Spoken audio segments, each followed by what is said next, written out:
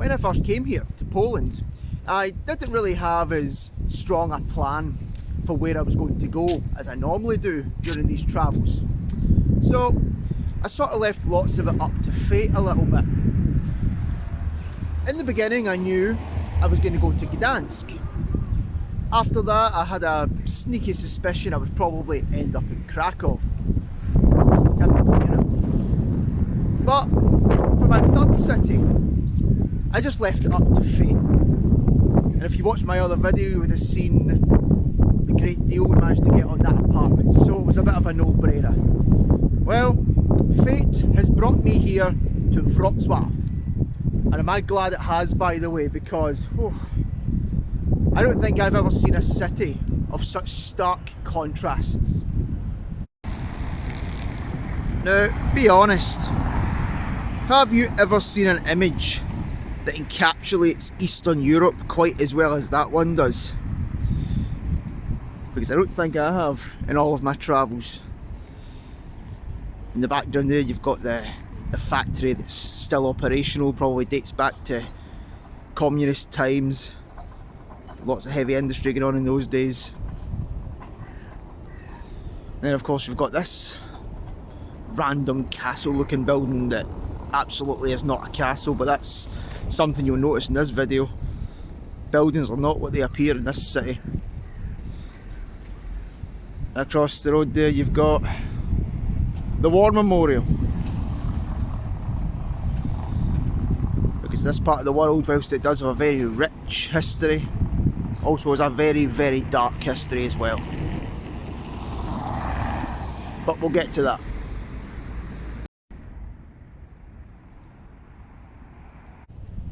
Now, of course, one of the reasons for the vast contrasts that you will find in this city is the history itself.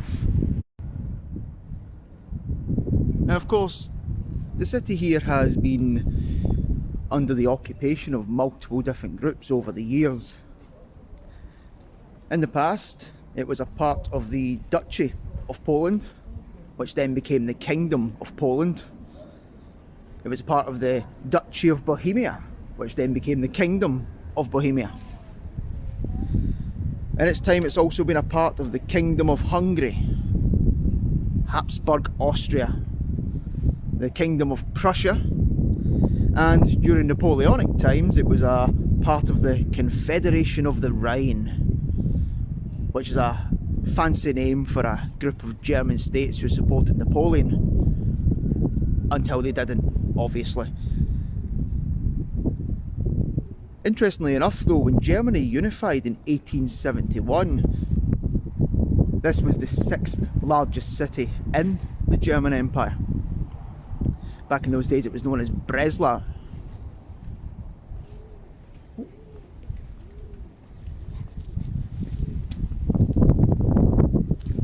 Let the guy by.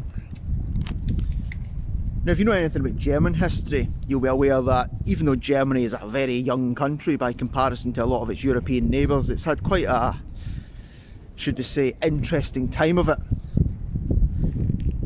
And until the end of the Second World War, this city was, well, it was just as German a city as Berlin, you could argue. So what does that mean? Well, that means that this city was a part of the German Empire, the Weimar Republic, and of course, Nazi Germany. It wasn't until the Nazis were defeated in 1945 that it became a part of the Republic of Poland, where it remains to this day. But anyway, that's enough of that. I just had to kind of give you an outline of some of the things you might see here today, all the various different styles. It looks like that church there might be locked though, so do not fear. This is Cathedral Island, one of the most beautiful parts of the city. Now, I'm not going to go around all of these religious houses. If I did, it would take far, far too long. So that big one there is closed. So we are going to go to the other big one at the end of the street.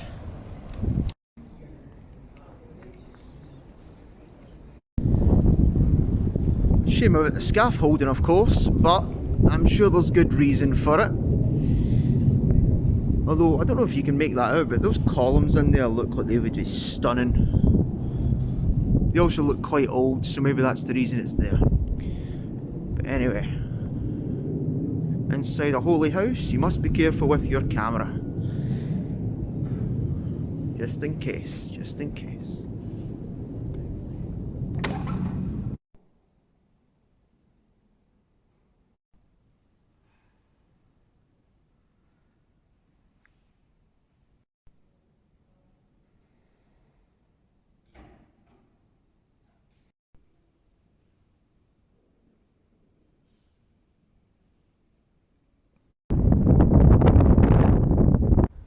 Don't know if the camera did that any sort of justice in there, but honestly, if you like churches with stained glass windows like I do, unbelievable. Highly recommended you come to Cathedral Island. But anyway, whilst we're talking about contrast, and just before I move on to the next part, let me show you this. As you can see there, sorry about the reflection, they've covered it in glass for some reason, but as you can see there, 1945, that's what this area looks like. Absolutely blown to bits. Contrast that to what it looks like today. It's quite a difference. Though of course, a wee bit of scaffolding is required just to maintain current standards if nothing else.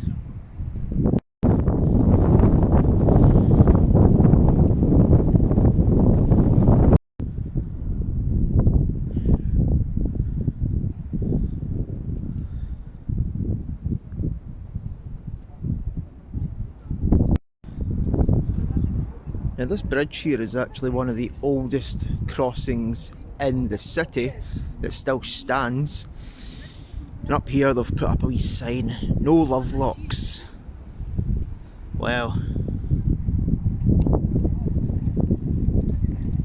Let's see how that's worked out for them.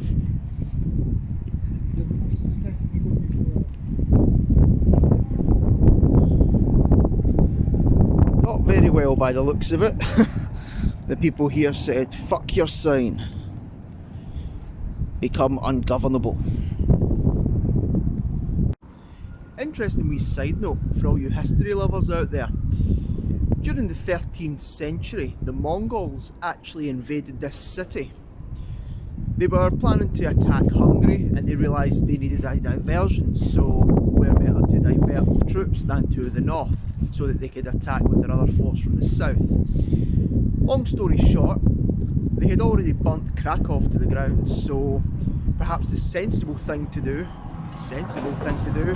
would have been for the people here to just, well, surrender and hope for the mercy of the Khan. But they decided not to. They decided to stand and to fight.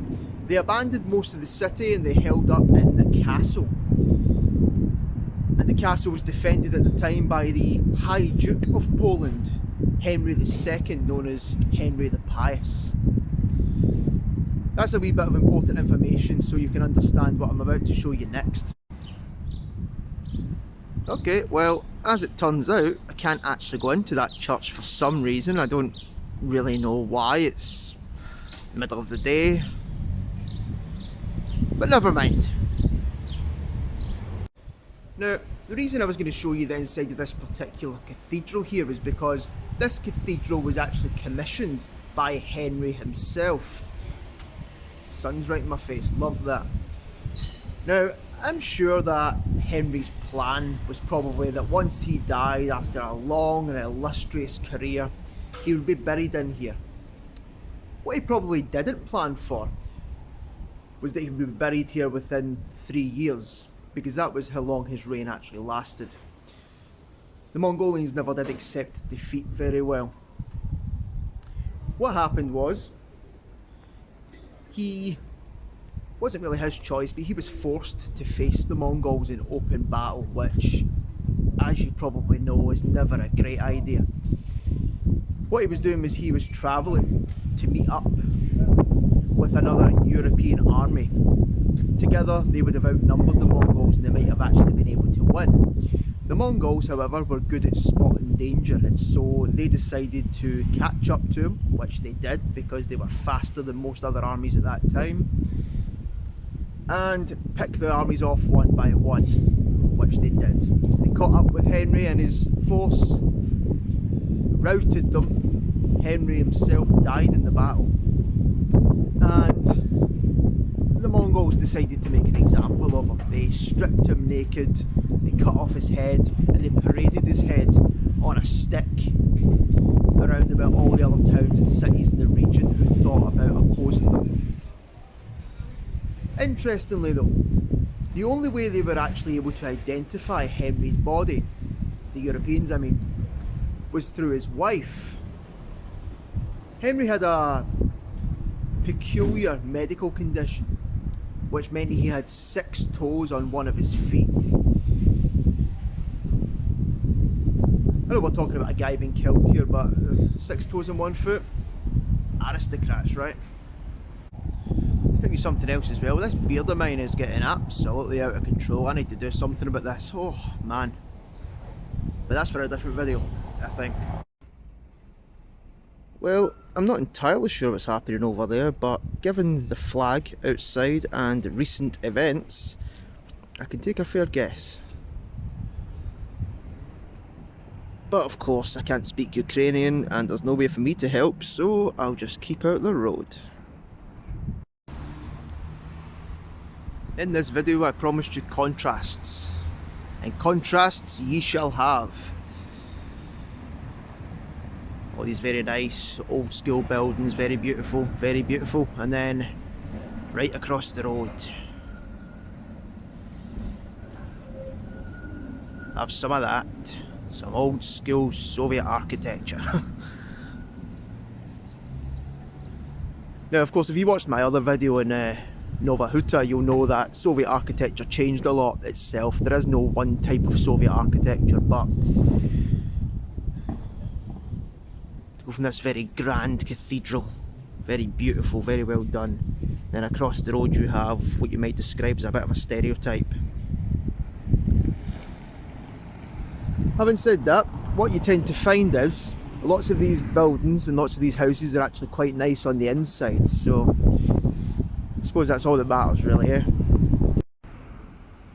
Another great example of what I'm talking about. So over there you have the medieval looking church. Right next to it here you have some modern architecture, lots of glass, lots of windows.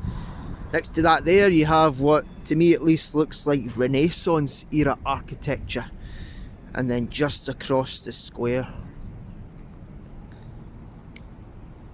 we have your traditional stereotypical Soviet architecture or socialist architecture, whatever terminology you would prefer.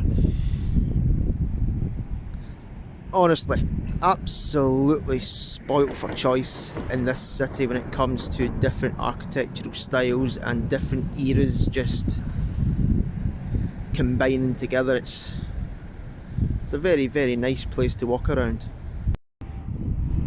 Tell you what though, that big dirty cloud better go away. The weather's been a wee bit bipolar today. One minute it's really hot, I need to unzip my jacket, and then it's quite cold. But if it starts to rain, well, that really could ruin a video.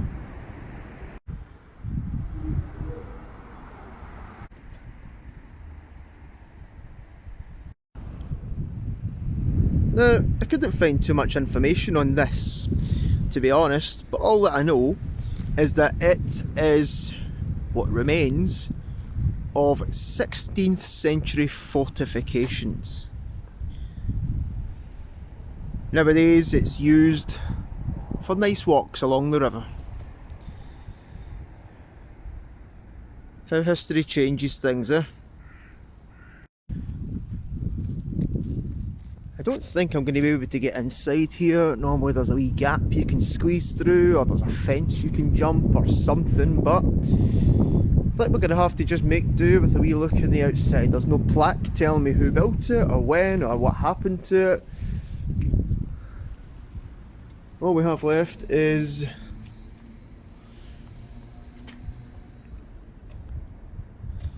Some right scary looking tunnels. Ooh. Alrighty, well that's enough of that. Right, cringe alert, but before I move on, what I'm going to have to do is I'm going to have to start doing that thing that other people that do these sorts of videos do. And I'm going to have to say, just mention to you, that if you enjoy these videos, it might be a good idea to, you know, like them and subscribe to the page and stuff, you know. That way you don't need to keep trying to remember the name of the page and trying to look up what I've put up next. It will just ping if you put the wee bell icon on. Oh, can you tell I've never done that before? Oh, fucking, ugh. I can actually feel my face getting all warm from embarrassment. Ugh. Well, unfortunately, thanks for that. Unfortunately, this here seems to be all fenced off for some reason. Maybe they're renovating it, so I'll just give you a brief outline since I can't really take you in to show it. This monument here, I thought it was quite important to mention it, is to commemorate the Massacre of Cation. If you're unfamiliar with that, what basically happened was thousands and thousands of high-ranking Polish military officials were, well, speaks for itself, they were massacred under Stalin's orders. The reason for it, well, you can guess. It was Stalin we're talking about here. The guy just did stuff. Not all of it pretty. I wish I could take you in and show you a bit more. Apparently it's a really nice monument when it's not caged off. But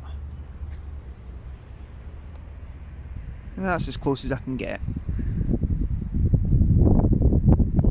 Well, those are going to be beautiful by the looks of them, and they are going to contrast perfectly with what's across the road. Another building that, well, your guess is as good as mine for what that's supposed to be.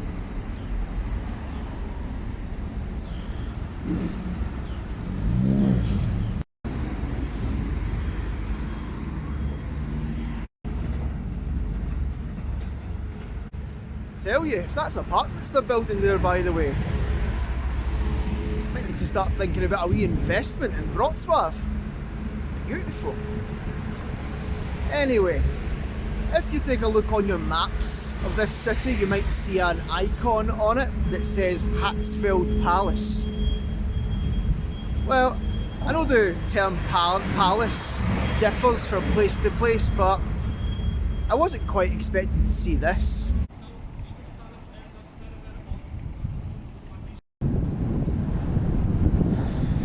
Alrighty, let's see what we've got here then, because this is well, this is very, very strange.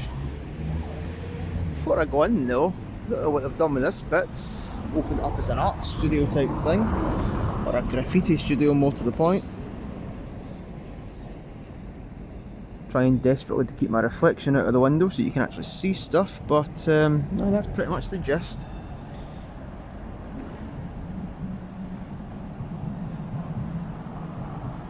Okay then, this is wow.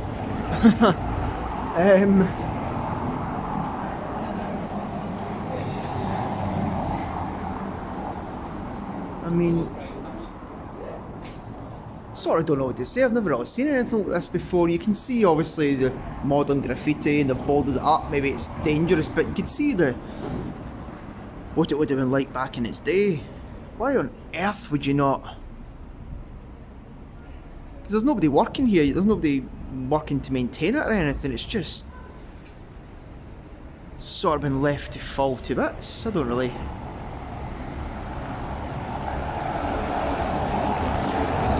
Wow. What an absolute waste. Fortunately that hasn't happened in most of the rest of the city. Most of the old buildings in the city have been really well maintained and looked after. You know me, I like to give you examples of what I'm talking about. So this next part is probably Well, it's a matter of opinion, of course, but either this next bit is the most beautiful part of the city, or Cathedral Island was the most impressive part of the city. Let me know what you think.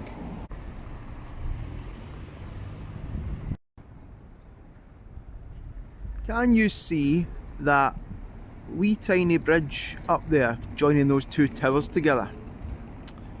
Well, that particular bridge is known as the Bridge of the Penitence, which, you know, Bridge of the Penitence. Wow. That is some strong guilt there. It's one thing I've never really understood about religion. It's all very guilt based, a lot of it. Like you're supposed to feel bad just for being alive, but you know, I suppose if it works for you. And just across the road from that we have this very strange fountain called Football Fountain. I honestly have absolutely no idea why they've put that there. Maybe it was when Poland hosted the European Championships a few years ago. So they thought, I know, let's make a fountain. But honestly, I have no idea. And as you can see, there's no water in it or anything. It's probably only used in the summer months. But is that cling film they've put around that? Have they wrapped them up as well? Oh, they have. They've cling filmed them. They've bubble wrapped them. Okay, it's definitely more of a summer thing, that. But there you go. That's probably one of the strangest fountains I've ever seen. Now, of course, if you go to most cities, you'll notice that the city centre tends to get most of the attention, because that's where most of the fancy shops are, the fancy restaurants. It's where most of the tourists normally see. And nowhere is that more evident than this city centre, which, it is really rather beautiful. Righty.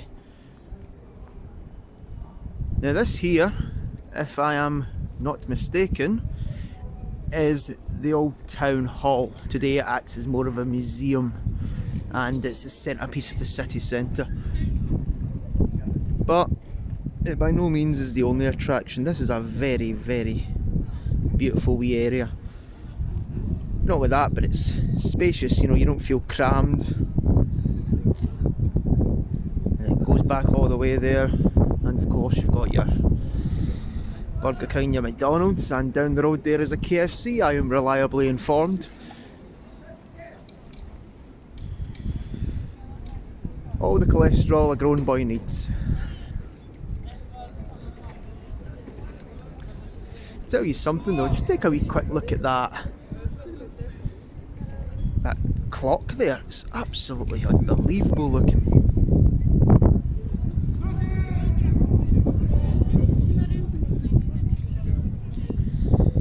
Wow, just trying to get my head around the level of detail in that. It's not just the clock, but the kind of roof part above it. It's beautiful. It looks very gothic, but then very Renaissance. It's got a mixture of styles to it. Oh, the Hard Rock Cafe. If you wish to remortgage your house in order to buy a drink, of course, that's always an option for you.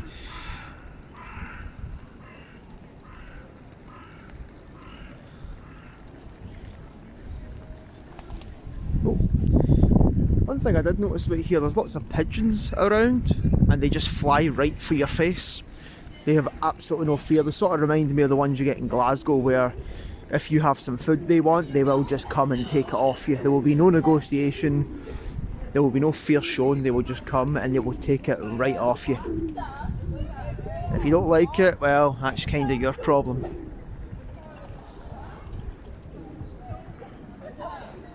As you can see, what an absolutely beautiful city centre we have here.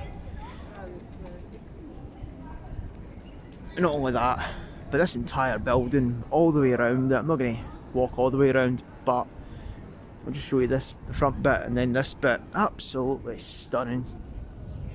The level of detail is incredible.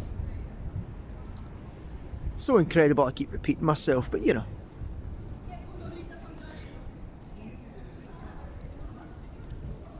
always kind of amazes me, how long must that have taken somebody? You know, there was no laser help back then. There was no machinery for you. You just got your chisel, got a piece of stone, and you were set to work. Fantastic.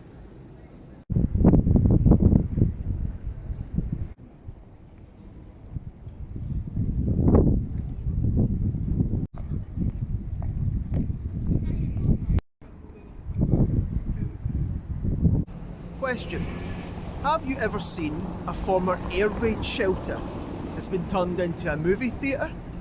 Now you have. Movie Gate, well that is quite a good name for it. Right, let's see if I'm allowed to just walk down here. Somehow I get the feeling I'm not, but no guts, no glory. If somebody tells me to chase myself, you know I was wrong.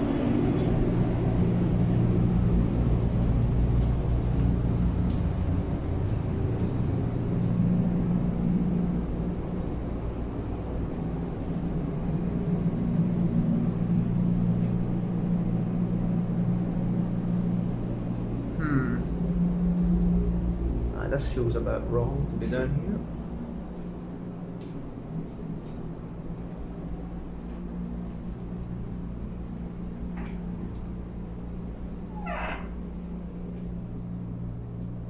Okay, then here comes the ticket office. Ah, okay. Well, I think I'll be leaving it at that.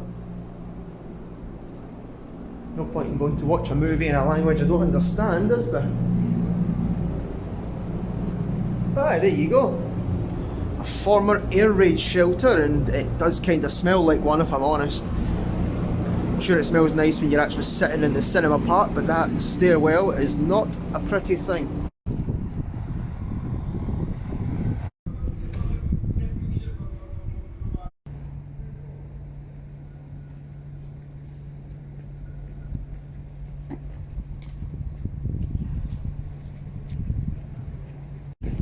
Speaking of movies, there's a couple of houses here known as the Hanso and Gretel houses.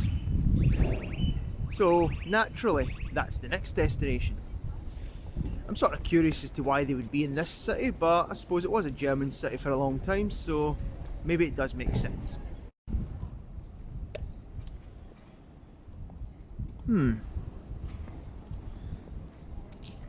If anybody's a fan of Hanso and Gretel, you can let me know how legitimate that is. It's not really something I grew up reading or watching movies about or anything like that, but I suppose they do kind of look a bit German, don't they? I suppose the funny part of it now is that one of those buildings appears to be a bar where you can go and you can get drunk. Just as Hanso and Gretel intended.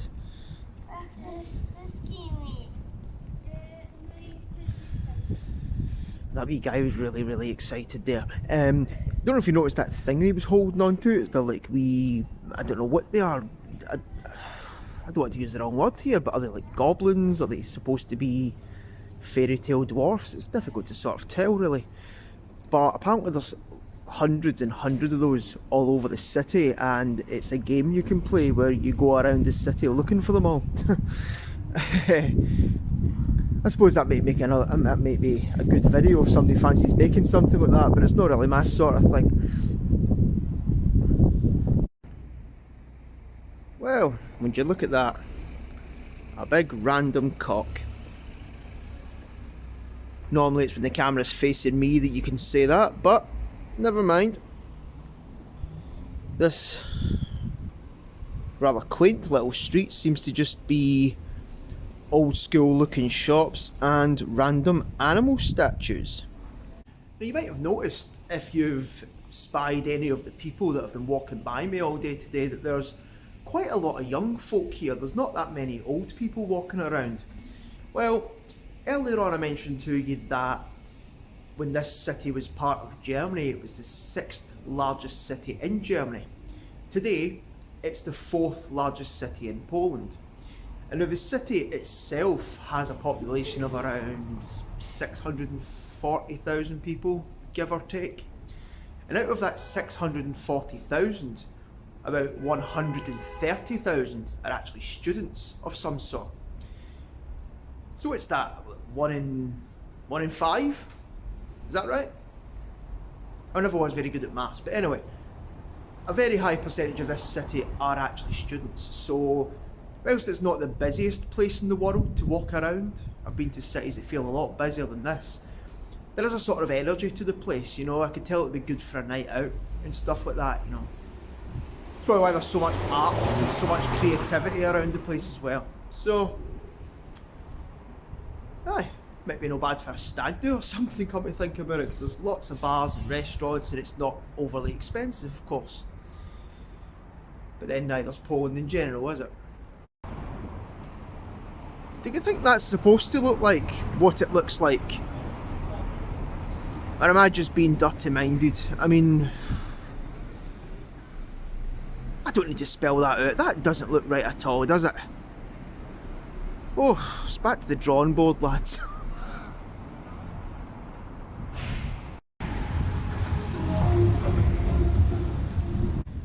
What I also mentioned was that a lot of the buildings in this city are not what they appear to be.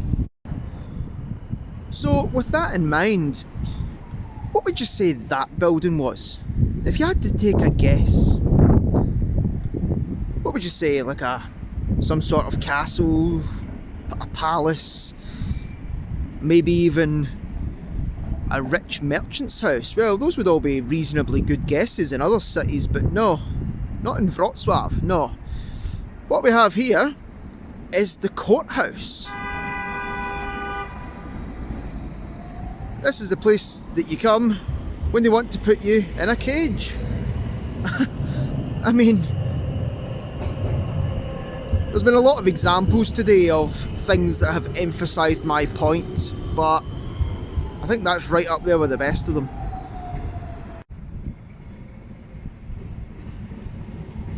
Now, there's one group that I haven't really mentioned too much in this video, a group that have played a really important part in the development and history of Europe, and that's the Jewish community. So, round the corner from where I am just now is basically, I think it's the largest synagogue in the city. So we're going to go and see what that looks like, and hopefully they take visitors.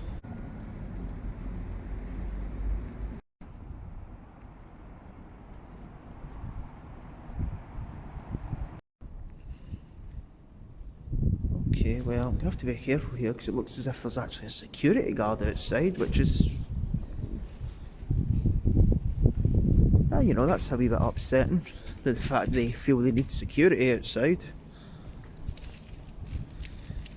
Got this nice wee area here, a couple of bars and cafes and the like, but oh,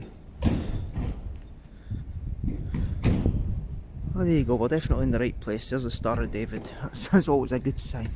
Right, okay. Before we go over, let's see what this here says. Is it something I can read, perhaps?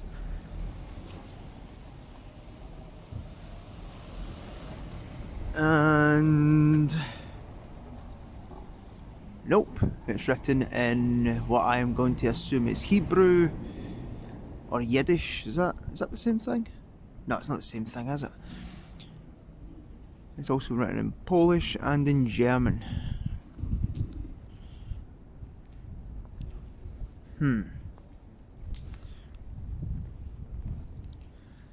Right, well, there's a signpost outside. That's normally not a good sign either. That normally means they want to charge money, which yeah,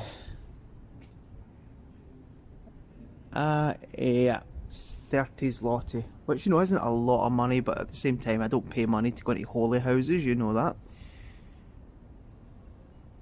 And there we go. Synagogue was completed in 1829. The building fell into ruin after 1945. It was returned to the Jewish community in 1996. And reconstruction completed in 2010. Well, there you go. We're not going to go inside. Like I said, I don't pay for holy houses, and I don't even pay for museums most of the time, but if you're going to walk around Europe and tell a wee bit about the history and stuff, you should at least mention the Jewish community, because, not to put too fine a point on it, they've been here for hundreds and hundreds of years, and I don't know, I don't think we would be anywhere near as advanced as we are if it wasn't for them. So, you know, this video is taking a lot longer than I thought it was going to. Every time I think, okay, that'll do, I keep seeing more and more stuff, which is testament to how good a city this actually is. So what I'm going to do is I'm probably going to break this up into two different parts. It's getting to that time now where it's not really dark yet, to be honest, but I haven't eaten all day and it's nearly 4 o'clock and I am absolutely starving. By the time I go and get food and come back out to do the rest, it will be dark, and well, that's just not going to be very good for anybody involved, is it? So I'll see you next time. Dziękuję, and part 2 coming soon.